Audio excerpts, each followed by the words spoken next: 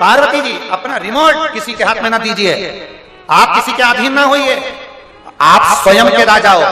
एक छोटी सी भी अगर पान की दुकान भी लगा रहे हो तो आप राजा हो, एक सब्जी का ठेला भी लगा रहे हो तो आप राजा हो, एक जरा सा जूता चप्पल भी बना रहे हो तो आप राजा हो, एक साधारण से साधारण काम भी कर रहे हो तो आप राजा हो, खेत में काम कर रहे हो तो राजा हो, एक साधारण सा किसी के बर्तन धोने का भी काम कर रहे हो तो राजा हो। किसी पर अधीन होकर नहीं जी रहे, अपनी मेहनत से 2 रोटी खा रहे हो तो तुम राजा हो। अपनी मेहनत से 2 रोटी खा रहे हो आप राजा हो, किसी के अधीन होकर नहीं जीना, बाबा के भरोसे रहना। शंभो शरण मांगू घड़ी रे दूध का दया करीन दर्शन आपको, भोलेनाथ दया करना, मैं तेरे भरोसे। सब बोलिए, जितने बैठे हो बाबा के भरोसे सब बोलो, मेरे बाबा दया करना, मैं तेरे भरोसे, ना घर के भरोसे हूँ, ना परिवार के भरोसे हूँ, ना घर के भरोसे हूँ, ना परिवार के भरोसे हूँ, मेरे बाबा दया करना, मैं तेरे भरोसे हूँ, भोले बाबा दया करना, मैं तेरे भरोसे हूँ, ना इनके भरोसे हूँ, ना उनके भरोसे हूँ, ना इनके भरोसे हूँ, ना उनके भरोसे हूँ, मेरे बाबा दया करना, मैं तेरे भरोसे हूँ, भोले बाबा दया करना, मैं तेरे भरोसे हूँ। शंकर भगवान ने पार्वती जी को समझा दिया, पार्वती जी के चित्तवृत्ति में यह बात बैठ गई, माता पार्वती जी के मन में यह बात बैठ गई। पार्वती जी ने शब्द शिव जी के सम्मुख में माता लक्ष्मी जी से कहा, लक्ष्मी जो सुख तुझे बैकुंठ में नहीं मिलता होगा वो सुख मुझे महादेव के चरणों में प्राप्त होगा। कौन सा सुख? वो कौन सा सुख है जो बैकुंठ में नहीं मिलता, महादेव के चरणों में मिलता है? कहा, तूने अपने पति को श्राप दे दिया। लक्ष्मी, तूने अपने पति को श्राप दे दिया था, जरा सा तुम्हारे पति नारायण हंसे और लक्ष्मी तुमने श्राप दे दिया। नारायण, मैं तुम्हें श्राप देती हूं कि तुम घोड़े जैसे हंसे हो, तुम घोड़े का मुख तुम्हारा लगेगा। और भगवान नारायण को हयग्रीव अवतार धारण करना पड़ा, उनको घोड़े का मुंह लगा। जो सुख तुम्हारे बैकुंठ में नहीं लक्ष्मी, वो सुख मेरे महादेव के चरणों में है। नारायण आपको श्राप दे देते हैं, आप नारायण को श्राप दे देती हो, ये सुख नहीं है। भले झोपड़े में रहे पर नारी का सम्मान होता रहे तो वो दुनिया का सबसे बड़ा सुख है।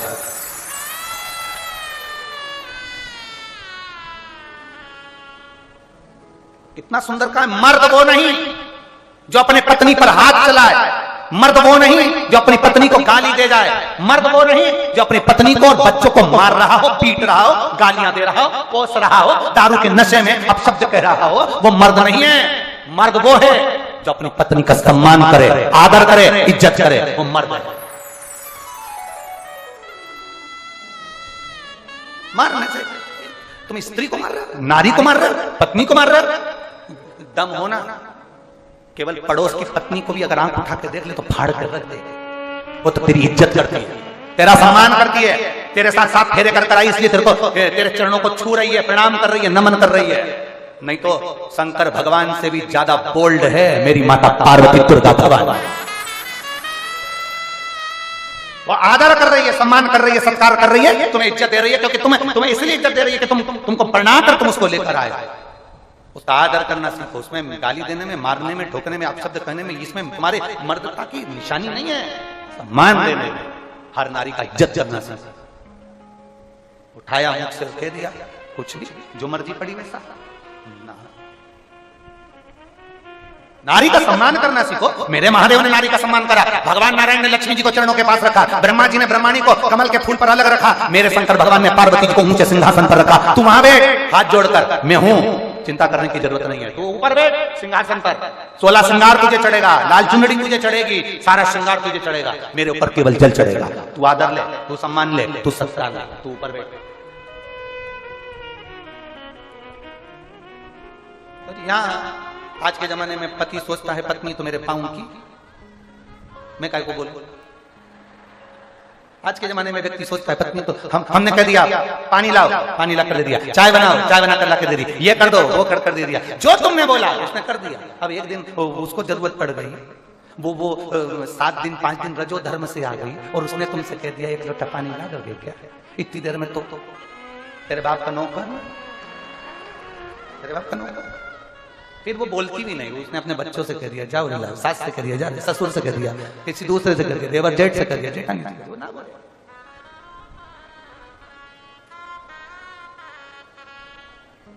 भला किसी का कर ना सको तो आता है आप लोगों को, ये आता है बोलना, बोलो तो जरा, भला किसी का।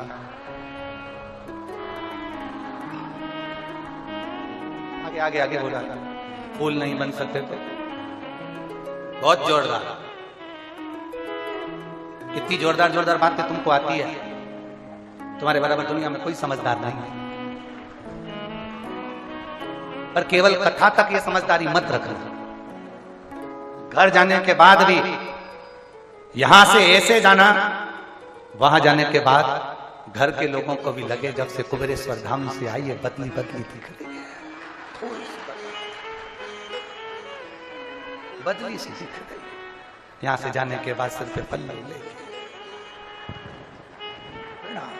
पति भी सोचेगा हर साल चले जाया कर। इतने संस्कार आ गए 7 दिन में, इतनी थोड़ा बदलाव अपनी जिंदगी में दिखना चाहिए। मालूम पड़े कथा में से गए जैसे थे वैसे की वैसे ही रह गए तो घर के लोग भी कहेंगे गई काहे को, ठीक क्यों गई। थोड़ा बदलाव आना चाहिए। यहां से जाने के बाद अपने माता पिता, अपने सास ससुर, अपने घर के बड़ों का आदर करो, सम्मान दो। उनको भी लगना चाहिए कंकर शंकर की धरा से महादेव की भूमि से आई है तो सम्मान करना सीखी है।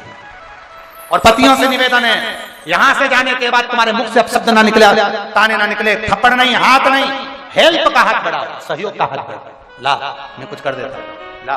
अब दुनिया के लोग कहेंगे क्यों जोरू का गुलाम है क्या, तो कह देना तेरी लुगाई का गुलाम बन जाऊं, बोल तो सही, मैं तो तैयार, जवाब तो दो ना तुम उसको। लोग कुछ भी कहते, तुम अपनी मस्ती में रहो।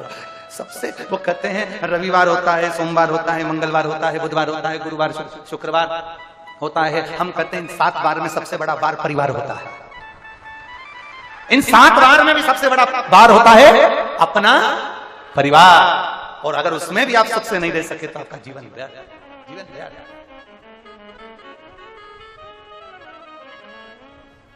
छोटे से झोपड़े में भी रहो ना, बड़े खुश होकर रहो।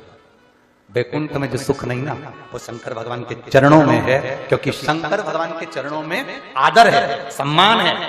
जब हम फ्लाइट में सफर कर रहे थे भोपाल से जब दिल्ली आए तो जिस समय फ्लाइट से नीचे उतरते समय लड़के ने एक प्रश्न किया, बड़ा अच्छा प्रश्न है, आपके और हमारे जीवन की सिद्धता को सिद्ध करता है। प्रश्न बहुत अच्छा। उस लड़के ने प्रश्न किया, शिव में और शिवलिंग में कितना अंतर है? रेवाड़ी की जीजियों और हरियाणा के मेरे जितने जीजाउन बैठे हैं, बड़े सावधानी से सुनिएगा।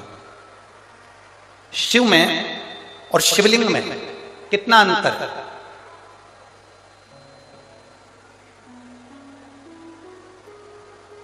दिल्ली में कोई विवेक बिहार का वो लड़का था जिसने वो प्रश्न किया था, और हमने उस बच्चे से कहा था कि अगर बन सके तो पहले दिन की कथा जरूर सुनना रेवाड़ी की। उस कथा में हम वर्णन करेंगे कि शिव में और शिवलिंग में कितना अंतर है। घर के अंदर भगवान शंकर की मूर्ति नहीं रखाती है, घर के अंदर भगवान शंकर का शिवलिंग रखा था। आप लोगों के घर में क्या है? जम के बोलो जरा। शिवलिंग है।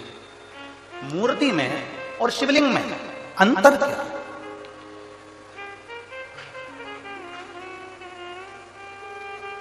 मूर्ति में और भगवान शंकर के शिवलिंग में अंतर क्या है? सबसे पहला अंतर तो आप अगर देखेंगे तो रावण का चरित्र उठाकर देखिए कि शिवजी में और शिवलिंग में क्या अंतर है। रावण भगवान शंकर के कैलाश धाम को शंकर जी के समेत उठा लेता है।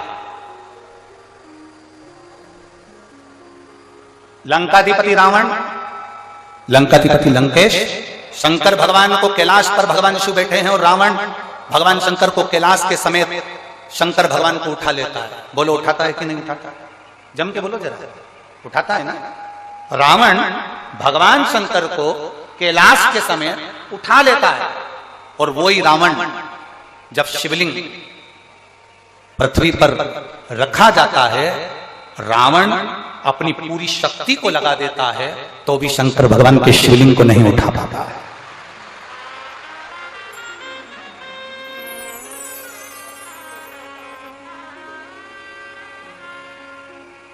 शिवलिंग नहीं उठा पाया, भगवान शंकर के शिवलिंग को नहीं उठा पा रहा, भगवान शंकर के शिवलिंग को नहीं उठा पाया। रावण शिव को उठा लिया, रावण ने कैलाश पर्वत को उठा लिया, पर रावण शिवलिंग को नहीं उठा पाता। आखिरी में लंकाधिपति रावण हार जाता है और शिवलिंग वहीं पर छोड़कर लंका चले जाता है, और वो शिवलिंग वैद्यनाथ जी के रूप में पूजा जाता है।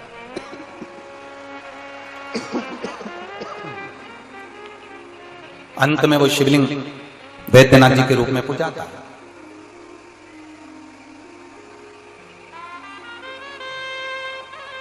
नहीं उठा वो शिवलिंग, उठ नहीं पाया वो शिवलिंग। क्यों? शिव महापुराण की कथा कहती है शंकर जी के स्वरूप में केवल शंकर जी हैं, केवल शंकर जी। शंकर जी के स्वरूप में केवल शंकर जी हैं, और शिवलिंग का जो स्वरूप है उसमें केवल शंकर जी नहीं है, उसमें गणेश जी भी बैठे हैं, कार्तिकेय जी भी बैठे हैं, अशोक सुंदरी भी बैठी है, पार्वती जी भी हैं, शंकर जी भी हैं, जया, विषहरा, श्यामली बारी, दौतली, जया, ये सब भगवान शंकर की 5 लड़कियां, भगवान शिव की 5 बेटियां, गणेश, कार्तिकेय, अशोक सुंदरी, देवी, और शंकर भगवान की परिधि में जहां जल निकल रहा है उस स्थान पर 33 कोटि देवी देवता। शंकर जी के स्वरूप में केवल शंकर अकेले हैं, पर शंकर जी के शिवलिंग में 33 कोटि देवी देवताओं का बल होता है, इसलिए वो उठ नहीं पाता।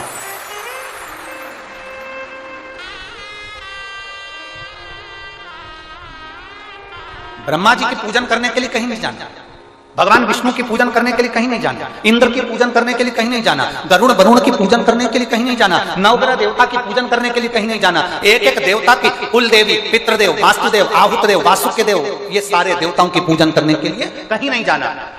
केवल एक देवाधिदेव महादेव पर अगर आप 1 लोटा जल समर्पित कर रहे हो तो सारे देवताओं की पूजन एक साथ में हो रही है।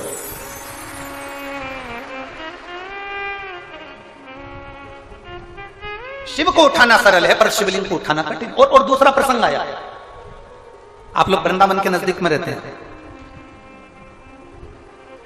ब्रज की भूमि के करीब में है रेवाड़ी, गोवर्धन बाबा के नजदीक में आप निवास करते हैं। राजा कंस, जिस कंस ने अपना उपद्रव मचाया, जिस कंस ने सब कुछ अपना बना लिया, जिस कंस ने अपनी बहन को कारागार में डाल दिया, जिस कंस ने अपने दामाद को कारागार में डाल दिया, जो कंस भगवान कृष्ण का द्रोही बन गया, वो कंस महेंद्र पर्वत पर जाकर जिस जगह पर भगवान परशुराम बैठकर तप साधना करते हैं, कंस परशुराम भगवान को पर्वत के साथ में उठा लेता है। वो राजा कंस महेंद्र पर्वत पर परशुराम भगवान को महेंद्र पर्वत के समेत उठा लेता है। महेंद्र पर्वत के समेत। अब एक दिन कंस आया और परशुराम भगवान महेंद्र पर्वत पर बैठकर तप साधना कर रहे थे और कंस उनको उठाने वाला। पर्वत उठता नहीं है।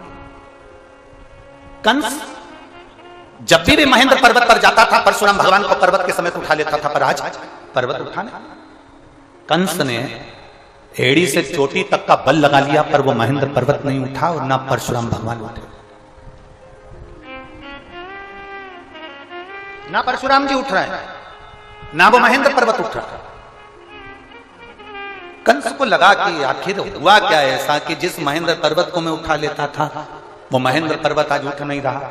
जिस परशुराम जी को मैं महेंद्र पर्वत से साथ में उठा लेता था वो महेंद्र पर्वत नहीं उठ रहा। आखिर बात क्या है? कंस की बुद्धि में ये बैठ नहीं पाया कि आखिर हो क्या रहा। रावण को भी ये सुध में था, मैं जब कैलाश पर्वत उठा सकता हूं, मैं जब शंकर भगवान को उठा सकता हूं, पार्वती जी को उठा सकता हूं, मैं गंगा की धार को उठा सकता हूं, मैं नंदीश्वर को उठा सकता हूं, तो फिर ये शिवलिंग क्या लगता है? शिवलिंग को उठाने में मेरा क्या जाता? पर्वत को उठाना सरल है, शंकर भगवान को उठाना सरल है, पार्वती जी को उठाना सरल है, नंदी को उठाना सरल है, पर शिवलिंग को उठाना कठिन है, क्योंकि उसमें सारे देवताओं का बल और तत्व प्राप्त हो गया है। सब कुछ है। और अकाल मृत्यु वो मरे जो काम करे चंडाल का, काल उसका क्या बिगाड़े जो भक्त हो महा। जो शिव का उपासक उसको क्या भय? यहाँ मेरी रेवाड़ी की इतनी सारी जीजियां बैठी हैं, इतने सारे जीजा बैठे हैं, इतनी सारी बेटियां, इतने सारे बेटा बैठे हैं, मेरी माताएं यहाँ पर विराजमान हैं। मैं उनसे पूछना चाहूंगा, कभी आपने किसी भी संत को, साधु को, सन्यासी को, तपस्वी को, देवता को, देवी को शंकर भगवान के स्वरूप की पूजन करते हुए नहीं देखा होगा? आपने जिसको भी देखा होगा शिवलिंग की पूजन करते देखा होगा। आपने किसी देवी देवता को शंकर के स्वरूप की पूजन करते हुए नहीं देखा होगा। आपने देखा होगा तो शिवलिंग की पूजन करते देखा। कारण क्या है? उसका एक कारण प्रदोष, शिवरात्रि, सोमवार की अष्टमी।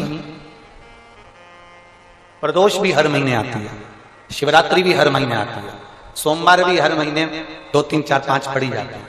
सोमवार की अष्टमी जरूर साल भर में 4 या 5 आती है। सोमवार, प्रदोष, शिवरात्रि, सोमवार की अष्टमी, ये वो तिथियां हैं, ये वो वार हैं। अगर कोई भूल से भी शंकर भगवान के शिवलिंग का निर्माण करता है या अपने घर में रखे हुए शिवलिंग पर शमी पत्र को समर्पित कर देता है, तो जिंदगी में उसका बाल बांका हो ही नहीं सकता। प्रदोष के शमी पत्र में बल होता है। प्रदोष के शमी पत्र में मैं सुनील जी को धन्यवाद दूंगा, आपको बहुत बहुत साधुवाद। ये 5 दिन की कथा में 22 तारीख को प्रदोष पड़ रहा है और बाबा की कृपा है आप पर, जो ये प्रदोष के समय पर भी कथा चल रही है। कथा का समापन 23 को है, पर 22 को प्रदोष पड़ जाएगा। आज भले चोर था, भटकता रहा, आखिरी में देवराज शंकर जी के मंदिर में चोरी का सामान लेकर पहुंच गया। चोरी का सामान लेकर देवराज मंदिर में पहुंचा। शिव पुराण की कथा हो रही थी, कानों में 2 क्षण की कथा पहुंच गई। 2 क्षण की कथा कानों में पड़ गई।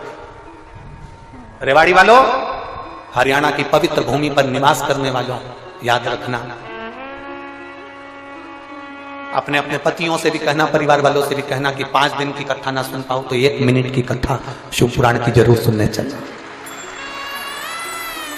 दिन में, दोपहर में तुम्हें दुकान से फुर्सत ना मिले, अपने ऑफिस से फुर्सत ना मिले, अपनी नौकरी से फुर्सत ना मिले, तो पत्नियों से निवेदन है, अपने पति से जरूर कहना, रात्रि को हमारे साथ चलो, अपन घर में 2 रोटी बना लेते हैं, अपन थोड़ा सा पोहा बना लेते हैं, अपन मीठे भात बना लेते हैं, दोनों साथ में रख लेते हैं। कथा के पंडाल में रात के समय आओ, यहाँ का नजारा देखना तो किसी कुंभ के मेले से कम ना। अपने घर में थोड़ा सा हलवा बना लो, सीरा बना लो, थोड़ा सा मीठा चावल बना लो, थोड़ा सा कोई सामान बना लो, चलो अपन कथा के पंडाल में चलते हैं। शिव भक्त वहां बैठकर रात्रि का जागरण कर रहे होंगे, भजन कर रहे होंगे, उनका मुंह झूठा करा कराते। तुम्हें नौकरी से फुर्सत नहीं, तुम्हें काम धंधे से फुर्सत नहीं, करो अपना काम धंधा, करो नौकरी, पर पत्नी का फर्ज रात्रि को तो तुम फ्री हुए 2 घंटा 3 घंटा आधे घंटे इस सुंदर आनंदमय लीला का दर्शन करो। चलो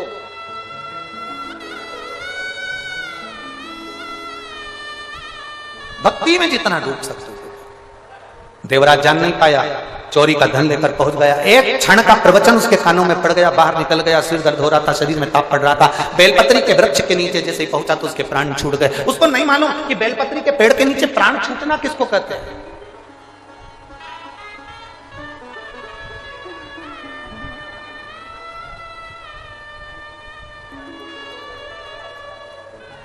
अभी हमने कथा में कहा था, प्रदोष काल में, प्रदोष के दिन एक शमी पत्र भी अगर हम शंकर जी को चढ़ा रहे हैं घर के शिवालय में, उसको उठाकर रखते जाओ।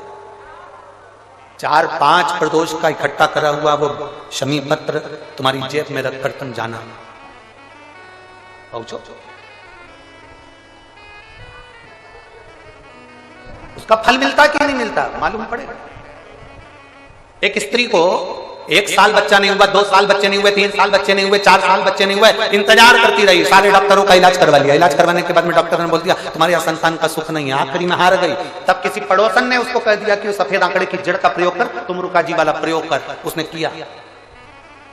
अब डॉक्टर ने कह दिया कि तुम्हारा गर्भ ठहर गया। जो डॉक्टर मना कर रहा था वही कर रहा है, तुम्हारा गर्भ ठहर गया। और डॉक्टर ने कहा था तुम्हारे को कभी संतान का सुख नहीं होगा। और वो स्त्री यहां बैठी हुई है जिसको भगवान ने एक नहीं, क्योंकि भोलेनाथ कभी भी थोड़ा बहुत तो देता ही नहीं है। देवता देते हैं पल्ला झाड़कर, महादेव देता है छप्पर फाड़कर। एक नहीं 2 दे दिए, जुड़वा दिए, एक लड़का एक लड़की। कहीं बैठी हो अपने बच्चे को लेकर तो उठकर खड़ी हो सकती है। जो अपने जुड़वा बच्चे को लेकर आई हो तो वो खड़ी हो सकती है।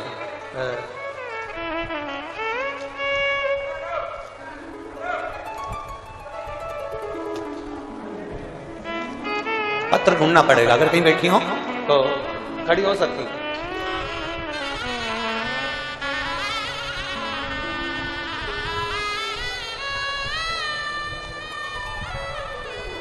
अगर जुड़वा बच्चे को लेकर आई हो तो खड़ी हो सकती हैं, जहां कहीं बैठी हो अपना हाथ हिला सकती हैं। शिव तत्व की प्राप्ति पत्र उन्होंने लिखा।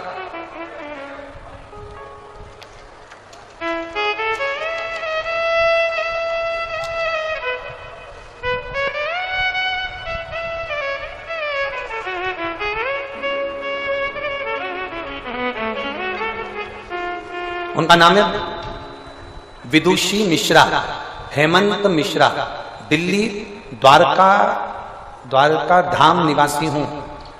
कहीं बैठी हो तो हाथ हिला सकती हैं जिनके घर में एक लड़का और एक लड़की का जन्म जुड़वा हुआ है। कहीं बैठी हो जिन्होंने पत्र भेजा है, अगर बैठी हो तो हाथ हिला सकते हैं।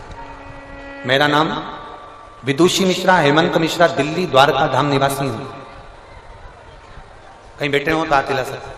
शिव तत्व की प्राप्ति शंभो। एक भरोसा दड़ी बनाई, एक विश्वास को दड़ी करी। और जब भरोसा दड़ी होगा, विश्वास दड़ी होगा तो शिव को मिलने में देरी नहीं, शिव मिलेगा। जो देवराज बेलपत्री के वृक्ष के नीचे प्राणों को त्याग दिया, कैलाश धाम मिल गया उसको। कैलाश